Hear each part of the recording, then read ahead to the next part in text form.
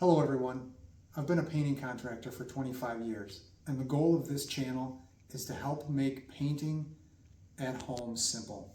For all of you do-it-yourselfers out there looking for professional results and wanting to save some money. So thanks for watching and please like and subscribe.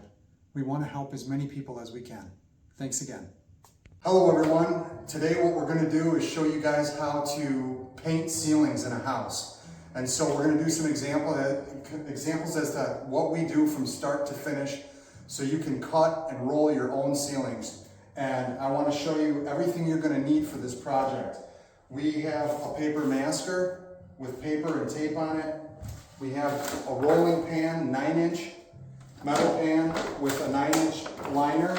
And we're using a 9-inch roller cover by Worcester. It's a 3/4 inch nap. You'll see right here, there's different sizes. There's 3/8 or 1/2 inch or 3/4. We like this roller. It doesn't splatter a lot. It leaves a really smooth finish.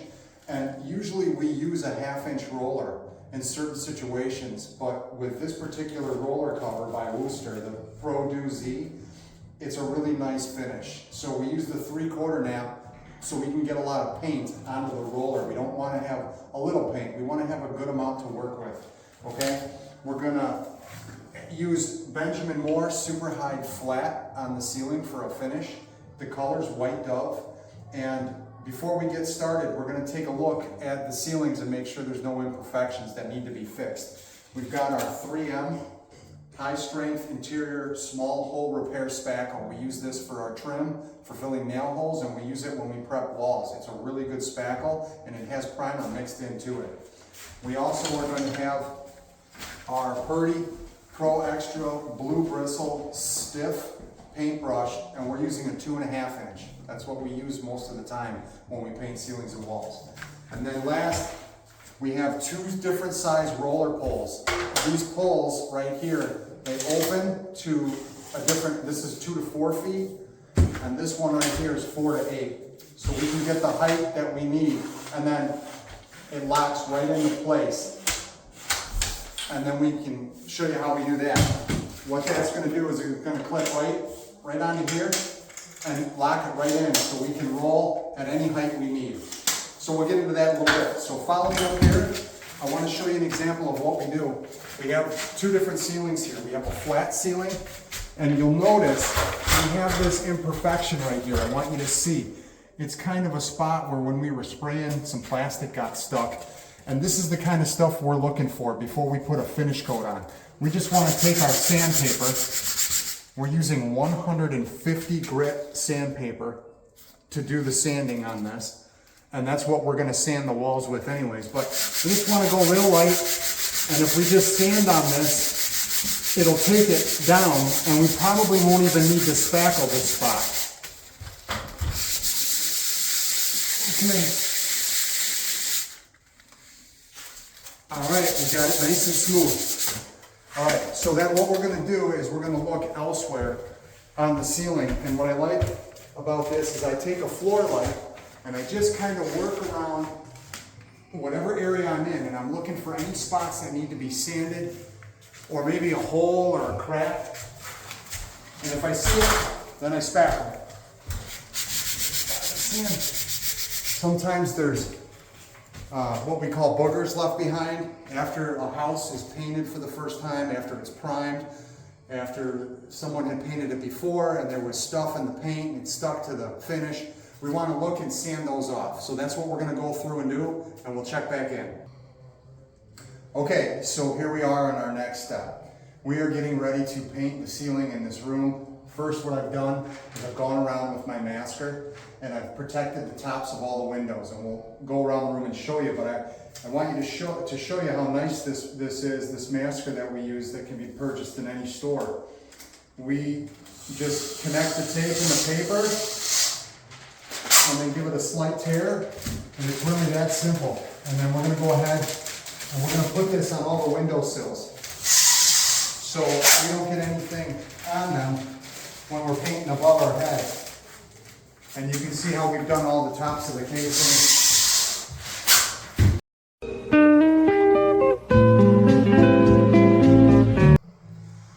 All right, next step. We're gonna get ready to set up our paint for the ceiling to paint it. We bought 2 gallons of this product right here to use for the ceilings. We need to paint other ceilings, so I know that I'll use it if we end up going through 1 gallon here or a gallon in a quart. We'll have extra left over for the next room. So what we're gonna do is we're gonna get our roller out of its plastic, and I always take some white tape. We have just your basic roll of white tape here, and I go like this, and I'm gonna go over the roller, and I'm gonna stick my tape to it, because even though a lot of these roller covers say that they don't shed, I like to be careful and put the tape on here and make sure we get any loose fuzz just in case they do shed. And this is kind of an extra step we take, and we just kind of do one of these, and then it's really simple. We'll just take the extra effort, pull it off, and if there's any loose fuzz on the roller, it'll come right off, and then we're gonna be ready to go. All right, so that's how we do that. And now, what's really important is we strain all of our paint. Okay, we strain all of our paint before we get going with any of it, in case the paint had sat on a shelf for a while. Sometimes there's clumps and lumps in there. And so what I always do first is, for instance, I'll open up my gallon and I'll give it a stir. I'll give it a stir real quick, and I'll make sure that we're just kind of moving the paint around in case there's any color in there that didn't get mixed well. We want to give it a good stir just to make sure, and then we're going to strain it. Now, a lot of paint is clean when you pour it into the pan, but I've been doing this for 25 years and there's a lot of times it's not. So we want to take the extra step and make sure it's clean. And so that's kind of what we're doing here. All right, I'm going to have my partner come on over here, and we're going to show you how we strain this right into the pan. I've got my paintbrush I'm going to take out, and we're going to go ahead and dump this gallon into there.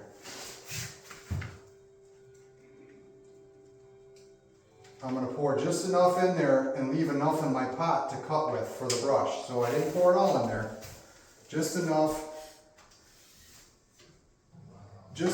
to get that filled up, and I can always pour more in there out of the other gallon. But in the meantime, I'm going to go ahead and use my roller and get the paint off the strainer, and then I'll put it right on the lid and set that off to the side. And then what I have here in the bucket, or in the pan, we have a clean pan of paint, and we're going to use this as our cut pot. We'll work right out of here. Just put my thumb like that, hold on to that, and we'll get going here in a minute.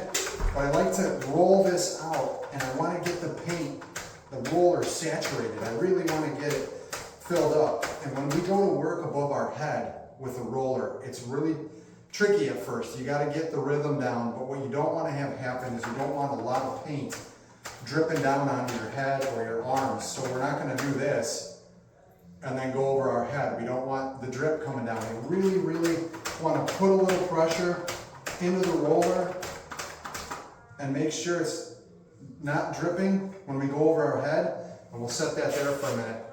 And where we're at now is we've gone over the room. We've put plastic and paper where we need to. We've sanded spots on the ceiling and looked for imperfections and spackled them. So we'll check in a minute and we'll get going. Here we are again. We're going to keep this train rolling. We're going to cut in this small ceiling, and this will be the first part of our ceiling painting in this room. We've taken the lights down, which we do if there are any lights, and we're going to cut around that so you can watch how I do this. Just going to go ahead and get a good amount of paint on my cut line and work my brush back and forth into the previous section, just like this. And I want to make sure when I'm done I have about a 3-inch, almost a 3-inch space where the cut line is. And I want to make sure that I follow it kind of back into the last section. Okay? I don't want to leave a lot of paint gummed up on the wall here, so I really just kind of make sure I don't have any paint on the wall as much as I do on the ceiling.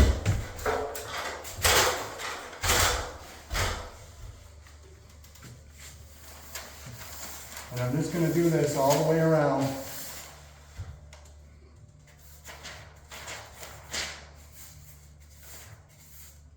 And you can come back onto the wall and get any paint off the wall. Now I take my paintbrush and I slap it on the side of the pot, and that's how I use my cut pot when I'm using my brush. It's just back and forth so it's not dripping, and then I come up and I go back into the last section nice and smooth, and if I need to I can take the brush onto the wall. Every couple times I'll go like this to get the paint off the brush. Okay? We need to brush around this light, so we'll do that also. Okay. Make sure I get all the way around that circle. Nice and smooth, smooth out the brush. Okay.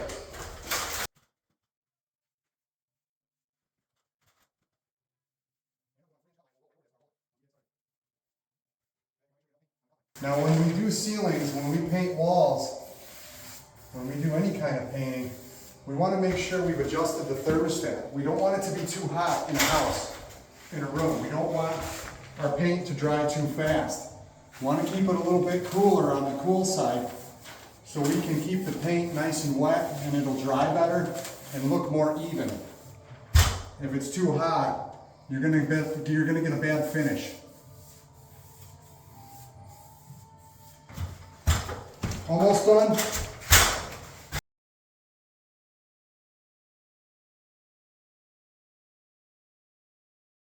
And if we just go around and follow these steps, we keep painting simple. Okay, we'll check back in. Okay, it's time to roll the ceiling. This is what we're gonna do. We've already got our pan set up. We've strained the paint. We're gonna go ahead and lock this into place with our rolling pole. And we're gonna start wherever I started cutting in first, that's where we're gonna start rolling. We're gonna overlap the line of our cut with the roller. The paint over time is gonna saturate into the roller. It's a little dry at first, which is why we take time to really get it loaded up with paint before we start going. And it's flat paint. That's the sheen we're using on ceilings. So we'll just kind of get it up. Now notice I'm not gonna go into the wall here. I'm not going to go into the wall. I'm going to stay back right by that cut line, almost right on the cut line. And I'm just getting the roller started, so it's going to take a little bit of time. So right now I'm just going to do this first little bit. And I've got where I just kind of hold on to the top of it and I hold on to the bottom. And I'm just going to rock this back and forth real lightly. And you don't get a lot on there. See how I'm going in for another dip? Okay? I'm going to go off to the side, and then I'm going to go up, make sure there's nothing dripping, and come back over and jump right in where I was. This time I'm going to go all the way over to the wall. I'm going real slow, real slow. Once you get your rhythm down and your technique, you'll pick it up fast. And then I'm going to follow this all the way down. All right, and I get real close now to the wall. I'll get real close, but I'm not going to scrape the wall. And I'll get down here and then I'll stop. Okay, now I'm going to go and do the next row. Same thing. I'm getting the paint on the roller, making sure there's nothing dripping over my head, and I'll come right up to where I just was. And I'm going to work into this section. I'm going to make sure I'm always overlapping where I was before. Okay? And you can have a floor light and you can put it anywhere you want to. So it allows you to see where you're painting. A little hard in the video, but where I'm standing from, I can see exactly where I'm at with my wet line. And I just keep going half at a time. I'll come over here next. And I just go back and forth real slow. And because it's a flat paint, I like to do this on this edge over here. I've already worked the edge. I like to come this way and turn it just so I can get close Okay, and then come back this way. It's a flat sheen, so we won't see that. And I come all the way down. All right, I've done 2 passes. Now when I do the light, I'm gonna actually turn this way. And I'm gonna go this way, and I'm gonna work around that light.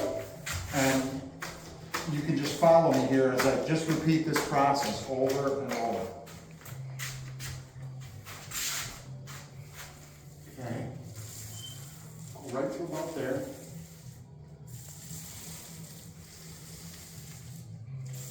Back and forth. I've already cut in around the light, so I'm going to go real close up into my cut line. Okay?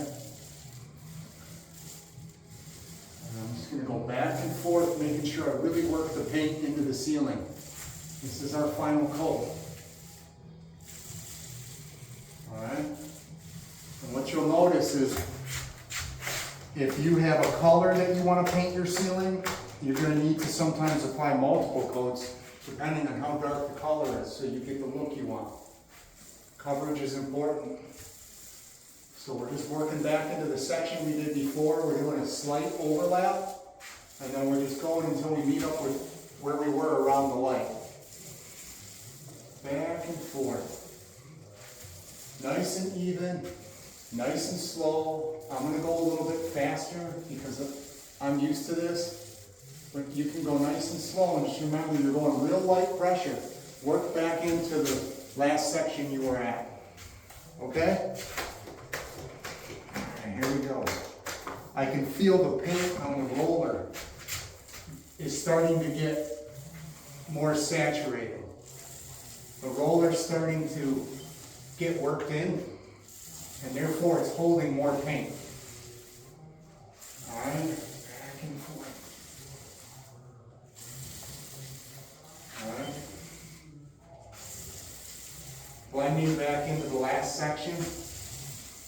Okay.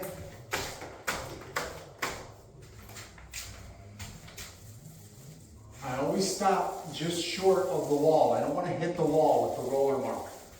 I want to keep my roller on the ceiling. I don't want to slam it into the wall.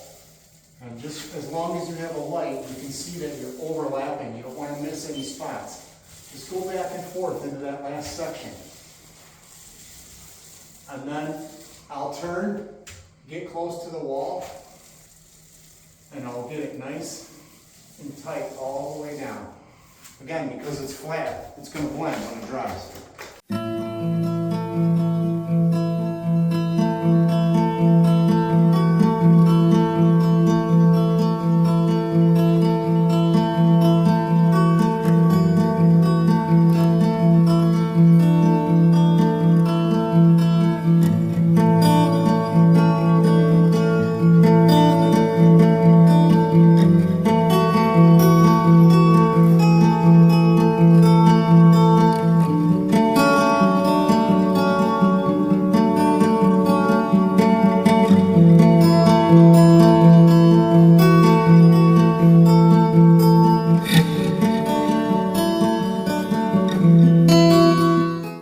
That's how you paint a ceiling.